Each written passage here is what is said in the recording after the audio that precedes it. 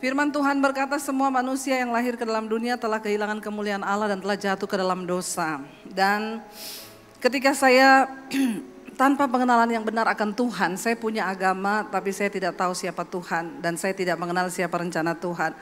Jangankan mengerti rencana Tuhan dalam hidup saya, mengenal Tuhan aja saya tidak tahu, tapi saya punya agama.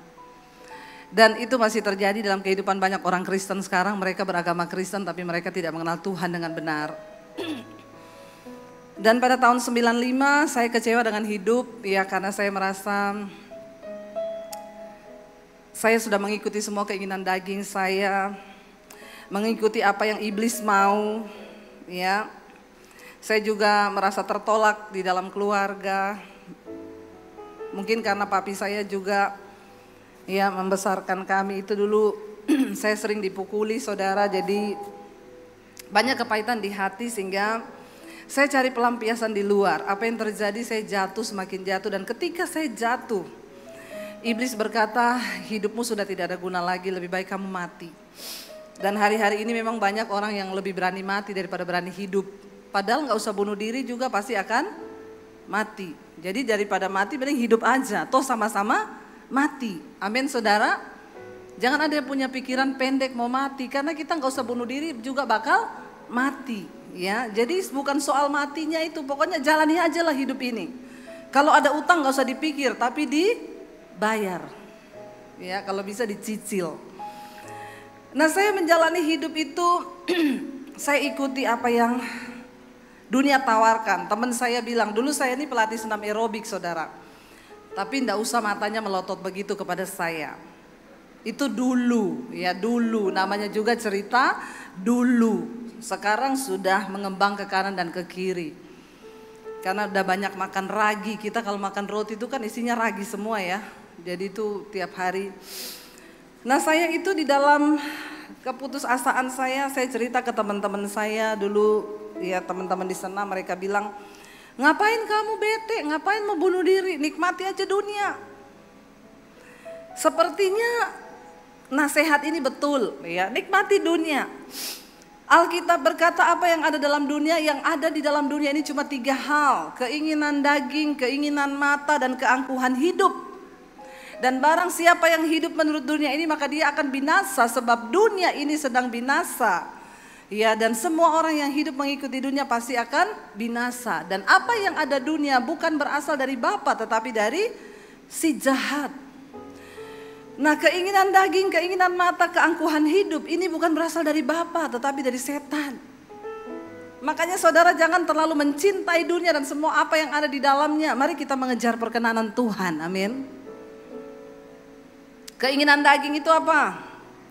Galatia pasal 5 berkata keinginan daging itu telah nyata, percabulan, kenajisan, hawa nafsu, nafsu jahat, iri hati, kebencian, dendam, amarah, pertikaian, perpecahan, roh pemecah belah, kedengkian. Itu semua yang ada dalam daging kita. Dan barang siapa hidup menurut daging, engkau akan mati binasa. Tetapi jika oleh roh engkau mematikan perbuatan dagingmu, maka kamu akan hidup. Katakan amin. Jadi saudara, makanya saya bilang setan itu tidak pernah takut dengan orang Kristen yang rajin ke gereja. Setan gak pernah takut dengan orang pelayanan. Setan gak takut sama pemain musik. Setan gak takut sama pengkhotbah. Setan takut kepada orang yang mau melakukan firman. Engkau ke gereja gak ada perubahan, setan bilang gak apa-apa, biarin aja dia ke gereja. Mau pelayanan sekalian juga silakan. Yang penting dia tetap hidup dalam kenajisan. Yang penting dia tetap bersinah, yang penting dia tetap kepahitan, yang penting dia iri hati, gak masalah. Makanya saya berkata, Alkitab berkata dalam Yakobus, engkau percaya hanya ada satu Allah saja itu baik, tapi setan juga percaya akan hal itu. Jadi kalau level iman kita cuma sampai dipercaya, setan juga percaya, berarti iman kita satu level sama. Dengar baik-baik ya, biar saudara bisa jawab. Setan percaya hanya ada satu Allah saja. Kita juga percaya hanya ada satu Allah saja. Jadi kalau kita cuma level imannya sampai dipercaya, berarti iman kita sama dengan imannya. Biasa aja ngomong setannya. Gak usah melirik sama saya, setan. Lah, apa bedanya kita sama setan kalau kita cuma percaya tok? Alkitab berkata engkau percaya itu baik, tapi setan juga percaya kepada nama Allah itu dan setan gemetar kepada nama Allah itu. Bedanya kita sama setan apa? Kita percaya, kita melakukan firman. Setan percaya, tapi setan tidak akan pernah mungkin melakukan firman Tuhan. Amin saudara. Makanya saudara, hari-hari ini jangan tertipu ya. Bukan orang yang rajin ke gereja saja, bukan orang yang rajin pelayanan saja. Tapi lebih dari itu Tuhan mau kita mengalami perubahan hidup. Perubahan karakter. Ketika saya berjumpa Yesus, akhirnya saya mau bunuh diri. Tapi Tuhan datang kepada saya pada saat itu. Dia menunjukkan kasih karunia-Nya sehingga hidup saya bisa diubahkan. Saya mengikuti daging, keinginan daging itu percabulan hawa nafsu. Makanya ada orang yang tanya sama saya gini, Bu, Ibu kalau pelayanan di daerah-daerah ya terpencil itu masih ada yang kerasukan nggak? Oh banyak, masih puji-pujian di belakang kerasukan. Tahu-tahu di tengah kerasukan, lalu kita harus layani pelepasan. Dia tanya kalau di kota besar Bu, pernah nggak di gereja-gereja besar Ibu pelayanan ada yang kerasukan? Saya bilang dulu pernah ada saudara di gereja besar Jakarta, lagi pujian ada bapak tiba-tiba jatuh menggelepar-gelepar. Saya langsung berdiri mau saya tengking, saya doakan, istrinya bilang enggak usah Bu, kenapa? Epilepsi. Oh saya pikir kerasukan, ternyata epilepsi. Nah kenapa setan sudah tidak mengganggu jemaat di kota besar? Kenapa? Setan bilang yang di kota besar enggak usah diganggu, cukup kita kontrol saja. Lancar ibadahnya, lancar coy. Yang datang banyak, penuh, enggak apa-apa. Yang penting kedagingan jalan terus. Setan bilang, yang di kota besar tidak perlu kesetanan, cukup kedagingan. Makanya setan zaman now sama setan zaman dulu tuh beda saudara. Nanti kalau pada Tony itu kan dia sesinya tentang setan-setan begitu kan. Memang pendeta itu harus ada spesialisasinya, kayak dokter. Kalau saya ini spesialisasinya yang selingkuh-selingkuh, yang pelakor, ini lebih dari setan. Ini tidak bisa didoakan pelepasan. Soalnya doyan. Jangan ketawa saudara, tapi bertobat, amin. Kuntilanak kenapa sudah tidak muncul sekarang? Coba tanya Pak Tony Daud, masih sering ketemu kuntilanak gak? Jarang, mungkin ada satu-satu di desa. Kalau di kota dia bilang, saya sama orang Kristen lebih kudus saya. Baju saya panjang sampai di bawah, bolongannya satu tok di belakang. Orang Kristen udah bajunya pendek, bolong di mana-mana. Jadi kata kuntilanak, yang setan Eka apa ye?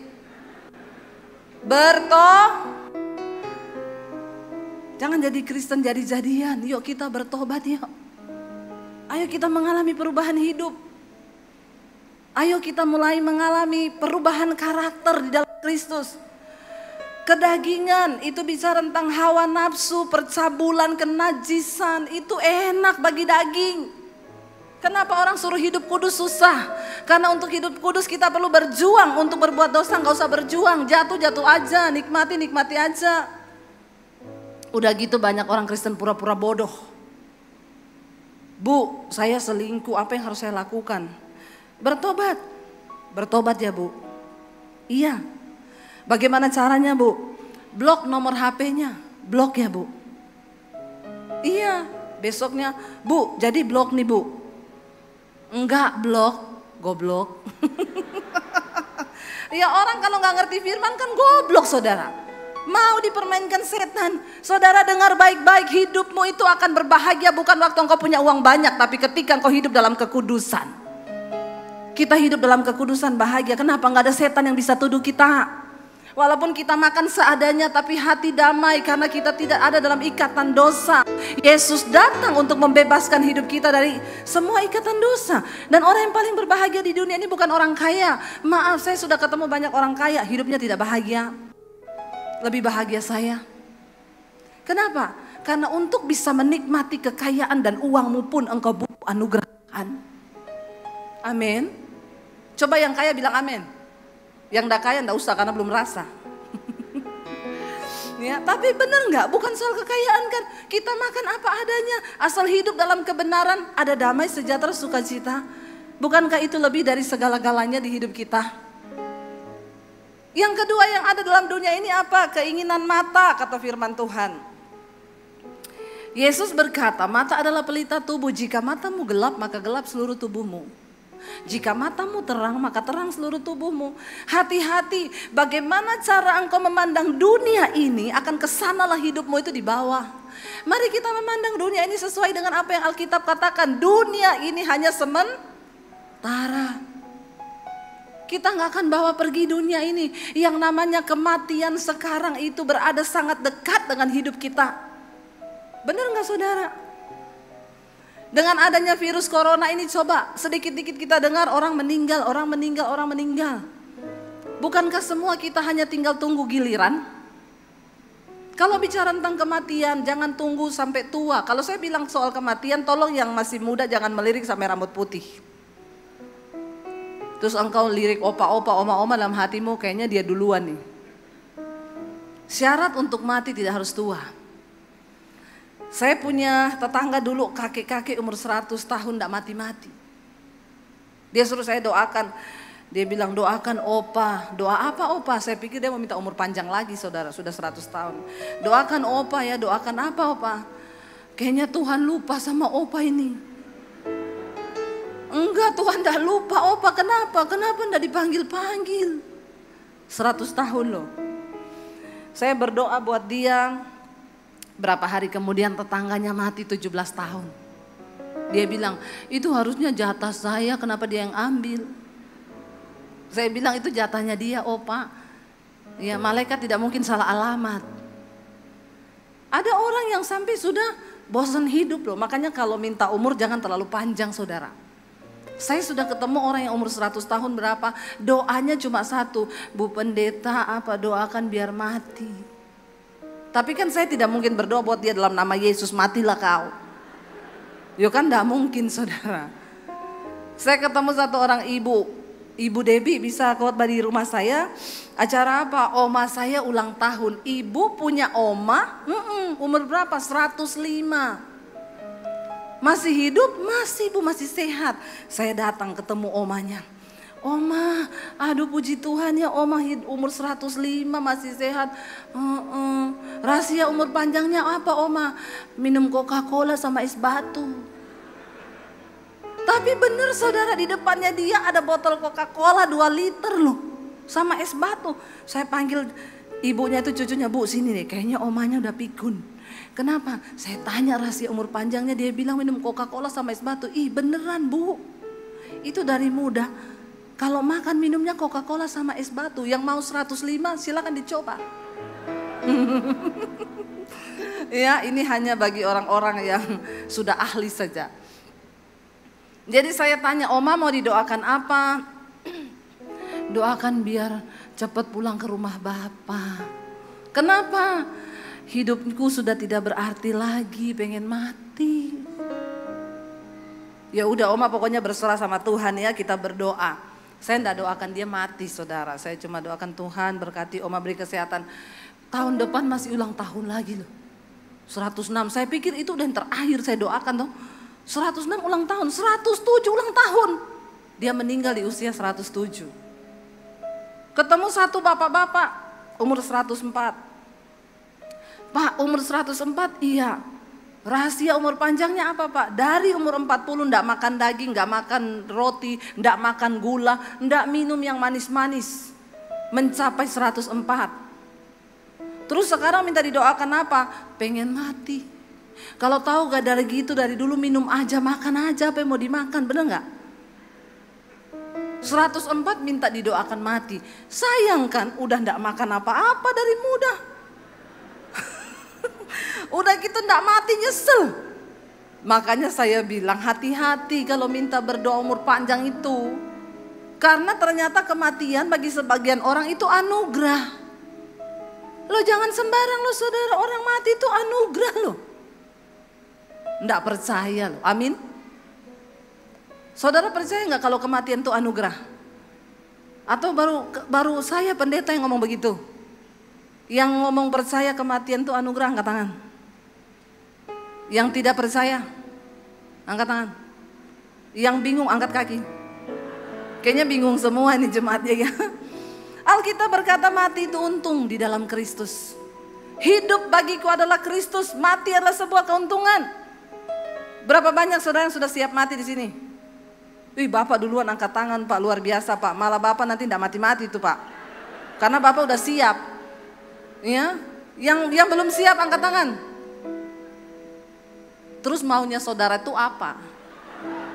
Ditanya siap enggak angkat tangan, ditanya enggak siap enggak angkat tangan loh. Dari saudara, kita siap atau tidak siap? Kalau sudah waktunya pasti go. Daripada tidak siap lebih baik siap. Bagaimana mempersiapkan diri? Bukan pergi beli tanah di San Diego Hills, beli 5 lubang. Saya ketemu banyak orang kaya di Jakarta, kita sudah siapkan 5 lubang Bu. Saya kan satu keluarga 5. Bukan soal lubangnya. Hidupmu tuh udah siap apa belum? Kita nih mau dikubur di mana aja nggak masalah. Tuhan nggak ditanya di absen di sorga, kamu dari lubang mana? Rawa buaya, di belakang sana kau. Yang San Diego Hills dulu, nggak ada. Mau sekeren apapun kuburanmu, mau dibangun. Makanya saya mau bilang nih buat anak-anak yang masih hidup, ya tolong hormati orang tuamu selagi dia masih hidup. Kalau sudah mati, biar kau bikinin kubur yang sekeren semewah apa, dia sudah tidak bisa menikmati itu. Amin. Waktu masih hidup itu orang tua disayang, dihargai. Ya saudara, bukan soal kuburanmu, bukan soal petinya apa, tapi hidup kita ini sudah siap belum? Kalau masih banyak kedagingan, hawa nafsu, amarah, kebencian, kepahitan, kekecewaan, engkau belum layak loh. Kalau engkau tidak bisa mengampuni orang yang bersalah padamu, engkau belum layak menghadap Tuhan. Lebih baik sekarang kita beres-beres sebelum dipanggil Tuhan, amin. Jangan ada kepahitan, jangan ada amarah, kebencian, apalagi kenajisan, percabulan. Aduh saudara, saya berdoa jemaat di sini, jemaat yang sudah lulus dari segala hal-hal yang seperti ini. Tidak ada lagi percabulan, perselingkuhan. Bapak-bapak, dengar baik-baik ya, waktu engkau masih susah dulu, yang menemani kamu tuh istrimu dari kau masih susah.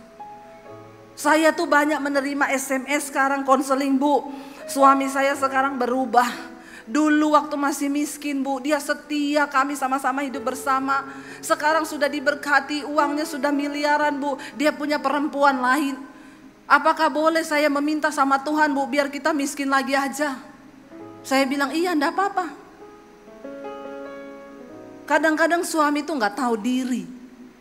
Waktu kamu masih kere dulu, yang menemanimu tuh istrimu. Jangan sampai ketika engkau sudah diberkati terus engkau lupa diri, meninggalkan istrimu sebagai teman pewaris kerajaan Allah. Dan sudah mulai main selingkuh di luar.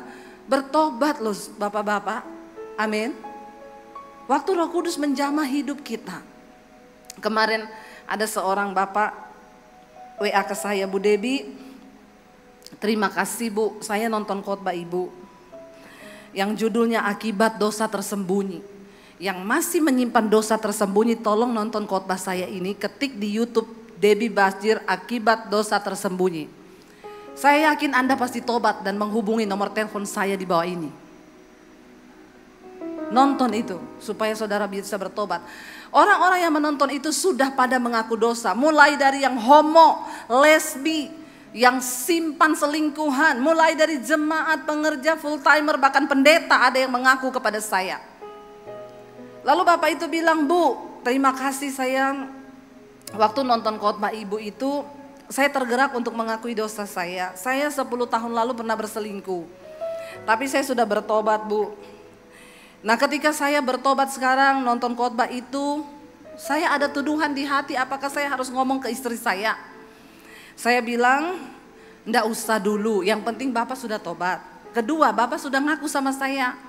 Takutnya Bapak ngomong ke istri enggak siap, malah bisa berantem. Oh begitu ya Bu, iya. Lalu dia hubungi saya lagi, Bu Debbie, saya enggak sejahtera Bu. Kayaknya saya harus ngomong ke istri ya. Sudah, kalau memang Bapak merasa itu, Bapak berdoa dulu. Cari waktu yang tepat, hari yang tepat. Kalau perlu Bapak berpuasa supaya istrinya tidak syok. Iya Bu. Kemarin dia telepon saya, Bu Debbie, akhirnya saya dapat waktu yang tepat. Saya minta tuntunan Tuhan, saya doa buat istri, saya doa buat waktunya, dapatlah waktu yang tepat. Saya ngaku sama istri, semua saya ceritakan. Yang kaget bukan istri saya Bu, tapi saya. Kenapa? Karena ternyata istri saya juga pernah selingkuh.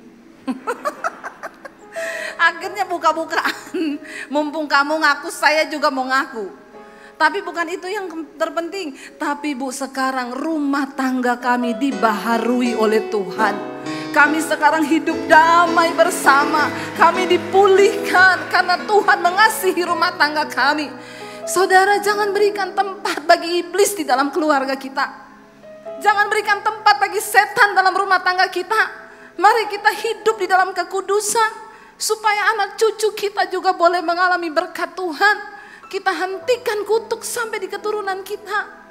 Ayo kita berjuang. Ketika saya mengikuti dunia, keinginan daging, keinginan mata, keangkuhan hidup, kesombongan. Orang itu makin kaya, makin sombong. Makin kaya, makin namanya juga orang kaya sombong biasa. Miskin sombong aja banyak. Jangan sombong. Istilahnya saudara, semua manusia itu punya bakat sombong. Tapi Alkitab berkata Tuhan menentang orang yang sombong. Saya mengikuti semua yang iblis tawarkan itu. Lalu saya jatuh. Dan akhirnya saya berakhir pada, saya mau bunuh diri tahun 95. Tapi karena begitu besar kasih Tuhan atas hidup saya, Dia menyelamatkan saya. Tuhan datangi saya secara pribadi dan malam itu saya bertobat menerima Yesus. Hidup saya diubahkan. Singkat cerita, saya sembunyikan iman saya 1 tahun. Tapi saya benar-benar mengalami perubahan hidup 180 derajat. Kalau berubah jangan 360 balik lagi. Cukup 180 saja. Saya berubah saudara, dari segala hal Tuhan ubahkan saya. Sampai akhirnya saya harus mengaku di depan orang tua saya. Ketakutan terbesar di hidup saya adalah mengaku Yesus depan keluarga saya. Kenapa? Papi saya itu dari kecil saya sudah diwanti-wanti, jangan berteman dekat sama orang Kristen. Kalau kamu sampai jatuh cinta sama laki-laki Kristen, lebih baik papi masuk penjara, papi bunuh kamu daripada kamu bikin malu keluarga. Jadi saya tuh dari masih kecil, ya remaja, saya tuh nggak berani jatuh cinta sama laki-laki Kristen. Padahal yang ganteng-ganteng tuh cowok Kristen. Ada amin? Yang sudah bertobat tentunya, yang tidak bertobat sama saja. Lalu saya harus mengaku Yesus depan keluarga saya mengalami perubahan. Saudara, dulu saya baca Alkitab tuh di kamar, sembunyi. Ya, dulu belum ada YouTube, belum ada handphone, belum ada Google. Mau tanya tentang kasih karunia di Google, enggak ada. Makanya saya mau bilang kalau sekarang ini saudara tidak bertumbuh dalam iman, kebangetan. Sekarang saudara mau cari pengajaran apa, semua ada. Dulu saya handphone aja belum ada. Bacanya Alkitab, saya sembunyi di bawah bantal, di bawah kasur, saya tumpukin pakai kain-kain jangan sampai ketahuan. Kadang saya harus baca Alkitab di kamar mandi. Tapi Alkitab berkata iman itu bertumbuh dari aniaya. Makanya sering-seringlah teraniaya. Supaya imanmu bertumbuh, amin. Yang belum teraniaya saya doakan supaya teraniaya. Loh, itu Alkitabiah. Dan akhirnya saya mulai bertumbuh, saya baca Alkitab, hidup saya mulai berubah. Sampai akhirnya 1 tahun saya sembunyikan iman saya, ketahuan sama kakak saya, lalu dia ancam mau dilaporkan ke papi saya. Dan akhirnya saya bilang sama Tuhan, Tuhan beri saya kekuatan, saya mengaku sendiri dengan hati orang percaya, dengan mulut dia mengaku dia dibenarkan dan diselamatkan. Saya menghadap papi saya bilang, papi saya mau ngomong apa? Saya mau minta izin, mau kemana? Ke gereja. Papi saya kaget. Yang pertama keluar dari mulutnya dia bilang begini, oh ini penyebabnya, makanya akhir-akhir ini papi lihat kamu jadi aneh. Semua orang yang berjumpa dengan Tuhan Yesus secara pribadi, saya jamin pasti menjadi aneh. Pertanyaan saya, sudah anehkah saudara? Kenapa jadi aneh? Dulu merokok, ketemu Yesus pasti nggak merokok lagi. Nggak usah tanya ayatnya di mana Bu dilarang merokok, di pom bensin. Baca sana di pom bensin. Sedangkan di pom bensin saja Anda tidak diterima, apalagi di sorga. Saya pernah khotbah begini saudara, waktu pulang dari gereja saya jalan lewati mall, tiba-tiba dikejar jemaat. Dia teriak-teriak, Bu Debi, Bu Debi. Saya menoleh ke belakang, bapak-bapak orang Ambon sangar. Dia bilang, ibu tadi khotbah soal rokok toh? Iya, kenapa Pak? Saya itu dari dulu paling gak suka kalau pendeta itu khotbah soal rokok. Emang yang beliin rokok saya minta uang pendeta. Jadi bapak ini keberatannya di mana? Tapi tadi saya dengar ibu bilang, sedangkan di pom bensin kamu tidak diterima, apalagi di sorga. Itu saya pikir-pikir terus ibu. Ternyata seringkali khotbah gak usah pakai bahasa-bahasa yang ribet saudara. Gak usah pakai Ibrani Yunani. Dengan ngomong begitu aja ada yang nyantol loh. Saya pikir-pikir tadi sepanjang ibadah, betul juga ya. Sedangkan di pom bensin saya tidak diterima, apalagi di sorga. Terus dia bilang gini, ibu kalau begitu ibu doakan saya ibu, supaya saya bisa cepat berhenti merokok. Ibu ada tips? Enggak ada. Kalau bapak pengen merokok, bapak hidupin rokoknya, puter apinya taruh bibir. Lakukan itu 3 kali sehari. Saya yakin bapak berhenti merokok dengan cepat, karena bibirmu melepuh. Loh saudara, daripada bapak dibakar di api neraka, lebih baik bapak kena api rokok. Dia bilang, iya betul juga ya. Saudara,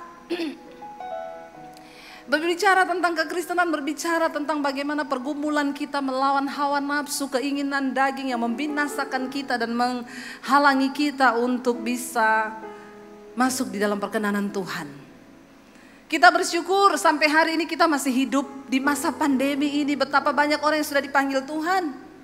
Bukankah kita menyadari ketika kita masih hidup berarti masih ada rencana Tuhan atas hidupmu untuk kepentingan kerajaan Allah di bumi ini. Amin. Dan kita harus mengejar itu. Tuhan, apa yang harus aku lakukan? Tuhan kasih tahu kepada kami untuk melakukan rencana dan kehendak-Mu Tuhan di hidup ini supaya kami tidak salah. Sehingga ketika Tuhan panggil pulang kita bisa menghadap kepada Dia dan berkata, aku sudah menyelesaikan setiap tugas yang Tuhan berikan bagiku. Saudara, akhirnya saya mengaku di depan keluarga saya, papi saya bilang, oh ini ternyata penyebabnya makanya kamu jadi aneh. Kamu tunjuk tetangga mana yang pengaruhin kamu jadi Kristen. Saya bilang, saya bukan Debbie yang dulu papi, Tuhan Yesus yang rubah saya. Saya mulai mengalami tekanan saudara, saya tidak boleh ke gereja, gak boleh keluar rumah. Setiap hari hanya air mata. Ya, tiap kali ketemu papi di rumah dia bilang, setan kamu tuh iblis. Saya cuma terus belajar melepaskan pengampunan. Dan orang yang pertama kali saya lepaskan pengampunan adalah keluarga saya sendiri. Yesus berkata, ada saatnya nanti karena namaku engkau akan dibenci, engkau akan dianiaya karena kebenaran yang ada padamu. Tapi aku sudah mengatakan ini kepadamu supaya kalau itu terjadi kamu jangan menolak aku. Lalu akhirnya saya mengalami 1 tahun dan saya belajar melepaskan pengampunan pertama kali, yaitu keluarga saya sendiri. Kenapa? Karena pengampunan yang terberat itu adalah mengampuni orang yang terdekat. Orang yang terdekat dengan kita lah yang bisa menyebabkan kita kepahitan. Saya belum pernah doakan orang kepahitan gini, nangis saya kepahitan bu bertahun-tahun. Terus saya tanya, ibu kepahitan sama siapa? Sopir angkot bu, belum pernah. Atau sopir truk bu, nggak ada. Ya, kebanyakan kepahitan kepada suami, kepada istri karena mereka orang yang terdekat. Nanti tolong panitia saya kalau sudah selesai kasih tahu waktunya sudah selesai ya. Karena kalau tidak saya suka lupa waktu. Lalu saudara, akhirnya saya terus melepaskan pengampunan sampai akhirnya tahun 96, papi saya suruh saya memilih antara keluarga atau Yesus. Papi saya bilang, kamu pilih keluarga atau Yesus. Kalau kamu pilih Yesus, angkat kaki dari rumah, jangan anggap kamu punya keluarga. Dan kalau kamu pergi, jangan bawa satupun ijazahmu. Saya mau lihat Yesus kasih makan kamu pakai apa. Berat, sangat berat. Saya mengasihi keluarga saya. Saya pamit, saya pergi dari rumah. Papi saya nangis berlutut di kaki saya. Dia bilang, Debbie pikir baik-baik. Papi merendahkan diri, merendahkan apa martabatnya papi cium kakimu, tapi tolong kembali kepada agamamu. Terngiang di telinga saya, barang siapa menyangkal aku depan manusia, aku akan menyangkal di depan Bapa. Saya tinggalkan keluarga saya baru lulus SMA pada waktu itu. Saya sudah mengalami betapa perjuangan mengikut Tuhan itu tidak mudah.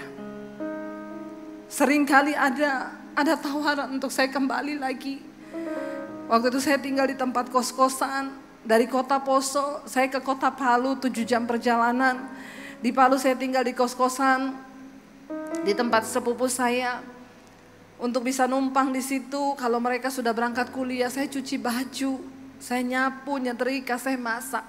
Seringkali iblis ngomong, goblok ikut Yesus jadi pembantu. Balik ke keluargamu, tinggalkan Yesusmu. Tapi saya cuma bisa berkata, iblis, aku telah dibeli dan hargaku lunas dibayar. Dan hidupku bukan milikku lagi. Aku telah kehilangan hak atas hidupku, semua hanya bagi Tuhan. Saya diproses Tuhan 1 tahun untuk mematikan kedagingan, keakuan saya. Dulu saya sombong, dulu saya angku, dan itu harus diproses untuk menjadi hamba Tuhan, itu tidak mudah. Makanya kalaupun ada yang hamba Tuhan jadi-jadian, pasti akan diproses Tuhan. Karena kita mengkhotbahkan sesuatu, kita harus mengalami dulu. Baru bisa kita ngomong Tuhan itu baik.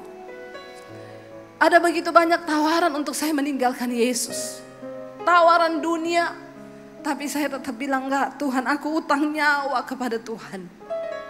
Tahun 97 saya sekolah Alkitab di Makassar. Dan akhirnya saya dikirim ke kota Solo untuk pelayanan. Dan di kota Solo saya ketemu suami saya. Jadi suami saya ini wong Solo dan saya Sulawesi. Jadi tidak ada persamaan apa-apa di antara kami. Waktu menikah dulu, masalah yang paling ruwet di dalam hidup pernikahan kami itu masalah bahasa. Suami saya itu orang Solo, kalau ngomong nada di belakangnya itu rendah, saya tuh tinggi. Jadi setiap kali saya ngomong, saya panggil suami saya itu Jo, artinya bojo. Saya kalau panggil dia, Jo, itu nanti gini, dia ngomong, Mbok ojo nesu. Saya ngomong, aku tuh ndak nesu. Lah itu nadamu nesu. Ora. Rempong saudara. Tiap hari yang jadi masalah itu bahasa. Tiap kali ngomong apa, Jo itu anu. Mbok alon-alon toh say, aku kaget loh. Orang Solo itu kaget ngomong loh, permisi. Aku kaget loh. Saya bilang kaget aja, nggak usah permisi. Ngomong apa pokoknya salah saudara. Sampai satu kali suami saya itu bilang gini, say, mbok iki belajar ngomong Jawa. Pokoknya ngomong Jawa itu belakangnya turun. Saya bilang ndak isa. Ojo ngomong ora iso. Ngomong iso. Ora iso. Tiap hari saya disuruh belajar bahasa Jawa. Saya bilang aku ini dibesarkan di Sulawesi itu sudah puluhan tahun. Nikah sama kamu berapa hari kamu suruh saya ngomong Jawa. Bagaimana ini ceritanya? Ngomong iso. Ora iso.